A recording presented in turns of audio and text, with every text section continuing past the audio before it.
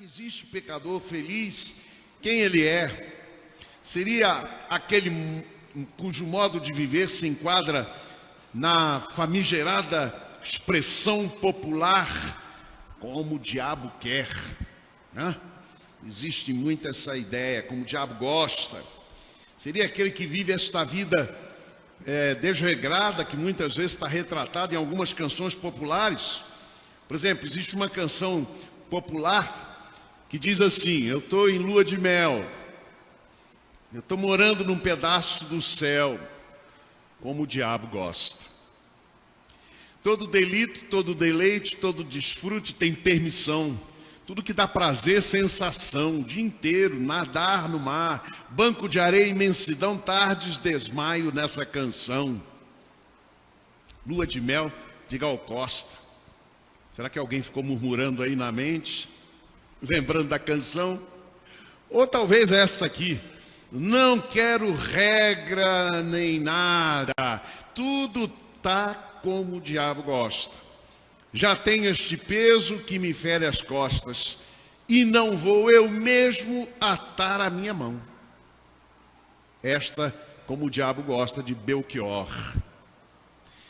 Será que é isto que é um pecador feliz, ou seja, aquele que vive da forma que quer, ou seja, vivendo todos os prazeres e, como diz aqui, sem regra, sem nada?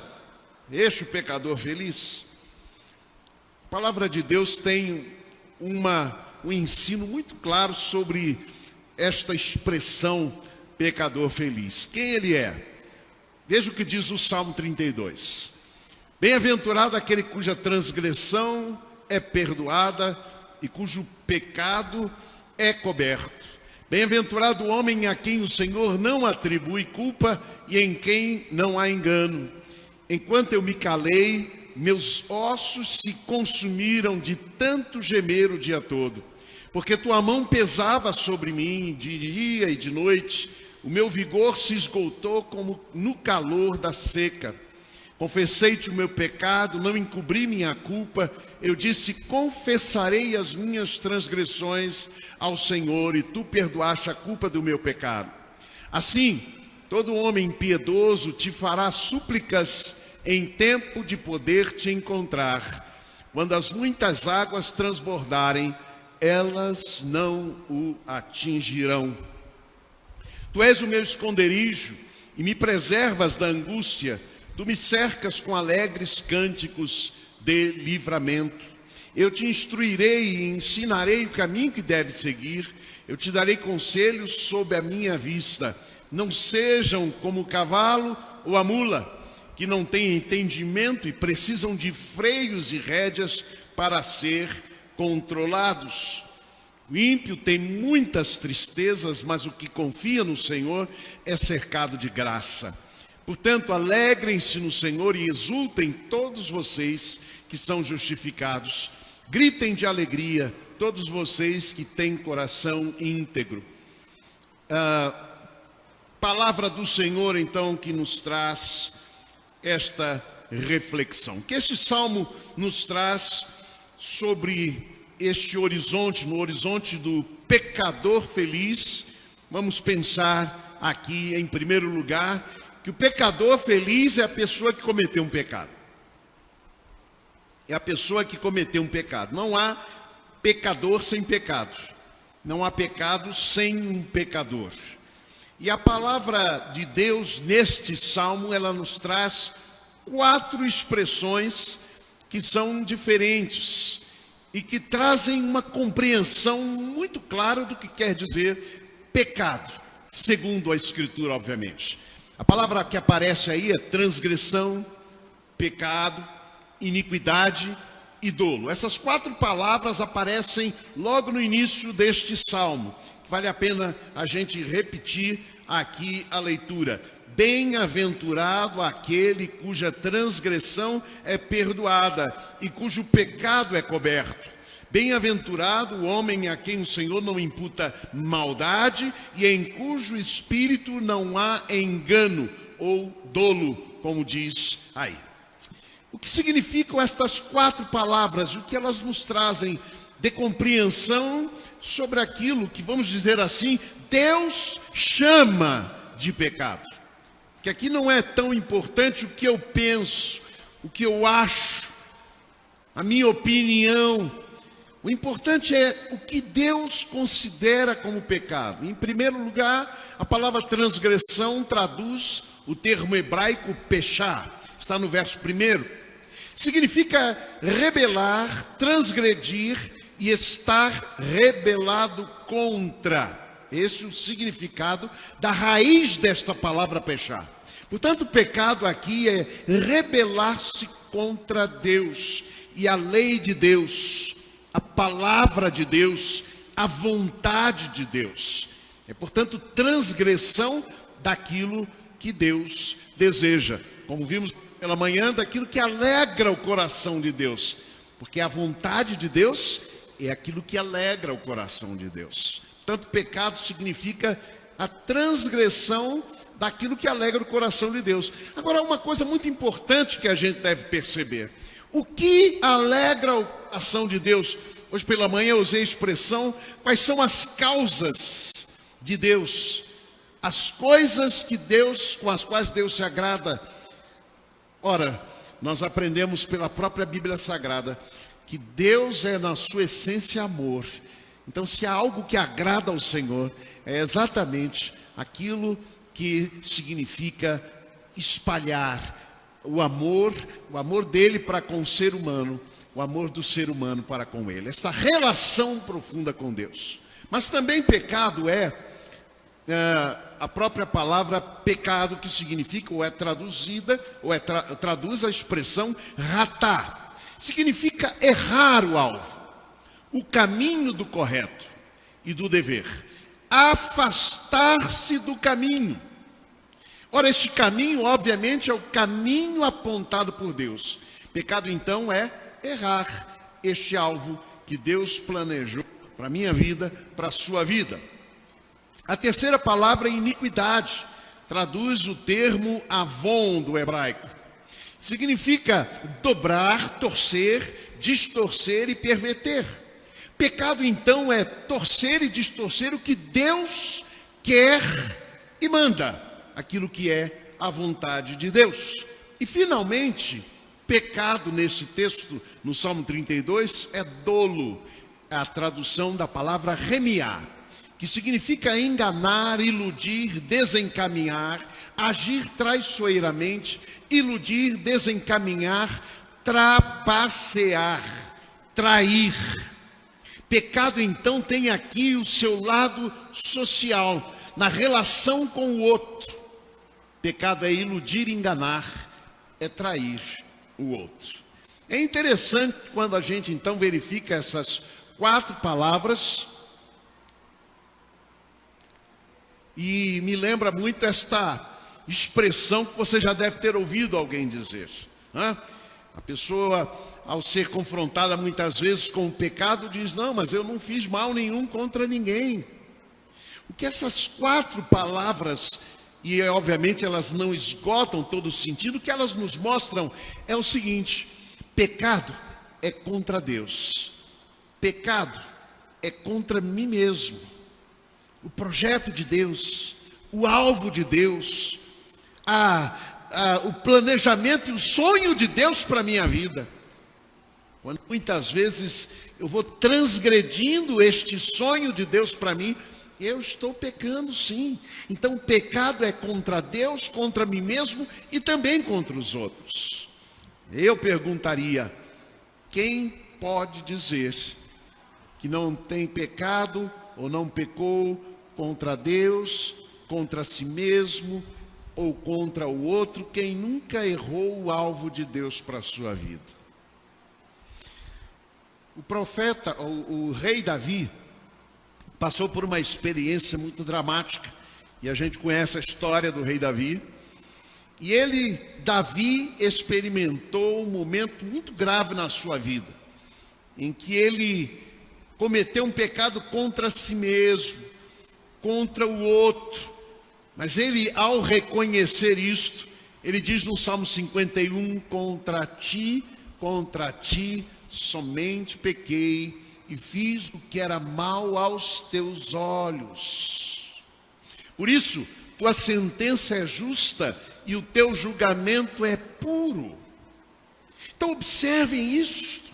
Fiz o que era mal aos teus olhos. Davi reconhece que a relação do ser humano com Deus foi ali atingida no seu centro. E é por isso que ele diz: somente contra ti pequei. Obviamente entendendo que ele pecara contra Urias, o esposo de Batseba, e que ele também pecara contra a própria Batseba, mas sobretudo também contra o seu próprio coração e o alvo que Deus tinha para ele e para a sua vida. Mas é importante lembrar que neste salmo, no Salmo 51, o próprio Davi reconhece que o pecado não é o fim da história. O fim da história não é esse. Ele reconhece no versículo 17 ao dizer que o coração contrito não desprezarás, ó Deus. Então, conquanto o pecado seja algo tão grave, e algumas semanas atrás nós vimos isto, quando falamos sobre o protocolo de sobrevivência, se lembram? Falamos que o pecado é algo que mata o corpo e mata a alma.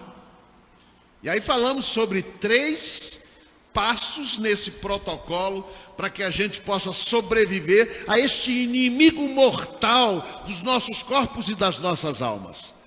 Vocês se lembram do protocolo? Corra,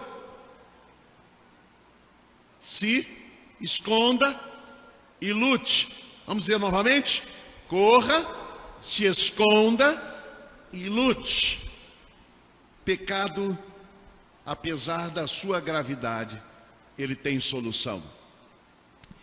Nós aprendemos então, em segundo lugar, neste texto, que o pecador feliz é a pessoa a quem Deus perdoou os pecados. O pecador feliz é sobretudo aquele que, como esta imagem transmite, as suas correntes foram quebradas pelo poder de Deus.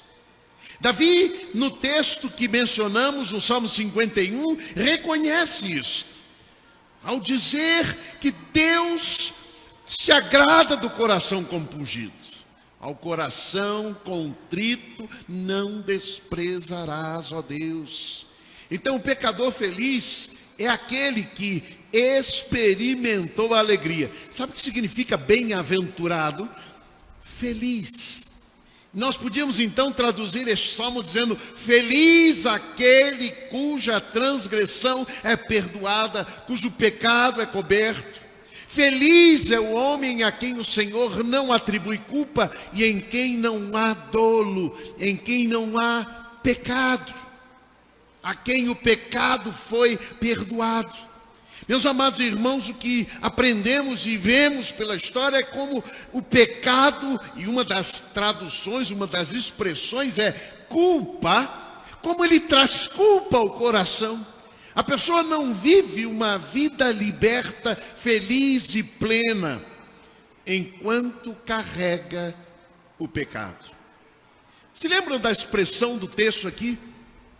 Ele diz que enquanto Davi calou os seus pecados, os seus ossos se secaram. É algo que nós devemos perceber, a ausência do perdão, ou seja, a falta deste perdão de Deus para os pecados, pode trazer isso, meus amados irmãos, consequências inclusive no próprio corpo. A culpa que alguns trazem e carregam a vida inteira pode trazer a própria morte. Pode matar o corpo e pode matar a alma. Por isso é que o pecador feliz é a pessoa que então experimenta plenamente este perdão de Deus.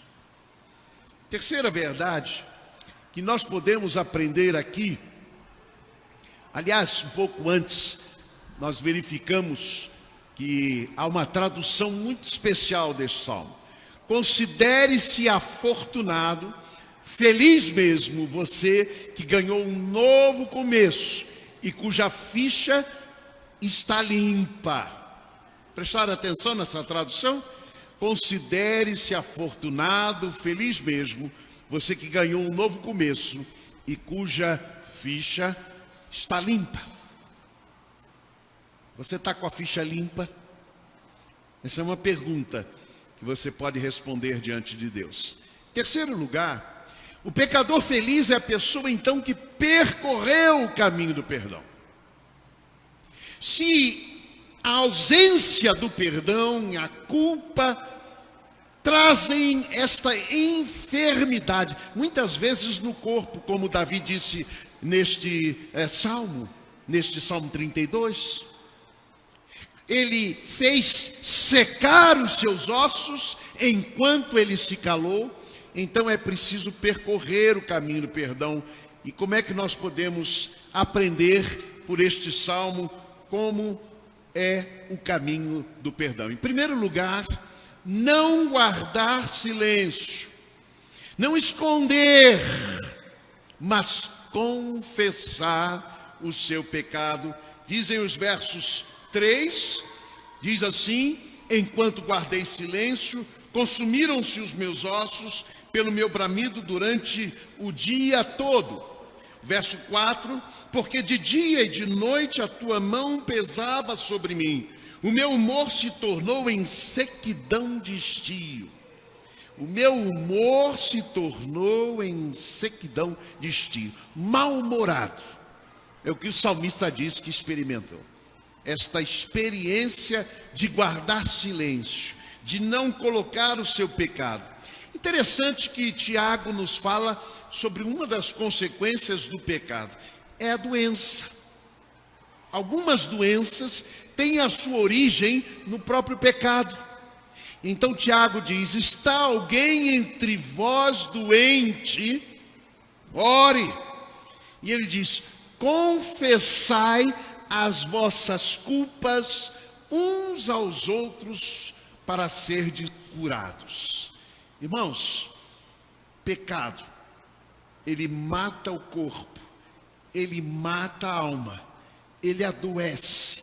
Por isso é preciso trilhar o caminho da solução para o problema do pecado, ou seja, o perdão do próprio Deus aos nossos pecados. Confessai as vossas culpas, diz o Senhor. A confissão, ela abre as comportas do perdão de Deus, da misericórdia e da graça do Senhor para as nossas vidas.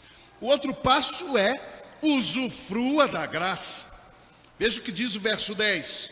Diz assim: o ímpio tem muitas dores, mas aquele que confia no Senhor, a graça o cerca. Recebe, é a palavra mágica aqui desse texto. Recebe significa graça, é muitas vezes traduzido como misericórdia, como deve estar na sua Bíblia. Mas recebe é graça, é favor imerecido da parte de Deus. A confissão faz com que, de fato, esta graça venha sobre nós e nos cure do nosso pecado, nos livre da culpa e daquilo que o pecado nos traz como consequência. Terceiro lugar, deixe-se ensinar. Vejam o que diz os versos 8 e 9. Diz assim: instruir-te-ei e ensinar-te-ei o caminho que deves seguir. Aconselhar-te-ei tendo-te sob minha vista. Não sejas como o cavalo, nem como a mula, que não tem entendimento, cuja boca precisa de cabresto e freio, de outra forma não se sujeitarão. Ora, instruir-te-ei, o ensino do Senhor, não é? Que vem através da sua palavra nos ensina. Interessante que em Timóteo nos fala sobre aquela pessoa que desde a infância aprendeu as sagradas letras. E diz assim: toda a escritura é apta é habilidosa, é preparada para instruir, para repreender, para ensinar em justiça, ensinar o caminho da justiça. Como é que Deus nos ensina o caminho? Ele nos ensina através da sua palavra. Então veja que não é só importante confessar o pecado, ou seja, reconhecer o pecado. Não é apenas importante usufruir, abraçar e acolher a graça de Deus que nos perdoa, mas é importante também desviar-se do pecado. Isso só vem através do ensino, do caminho reto, do caminho correto que Deus então tem a nos deixar. É preciso ser ensinável. Você é ensinável? Você aprende com a palavra de Deus? Está pronto a aprender com a direção que Deus dá? Então é preciso deixar-se ensinar e instruir pelo caminho do Senhor. A conclusão que a gente chega é esta: pecado, ele mata o corpo e mata a alma. O pecado nos impede de usufruir em plenitude a graça preciosa do Senhor.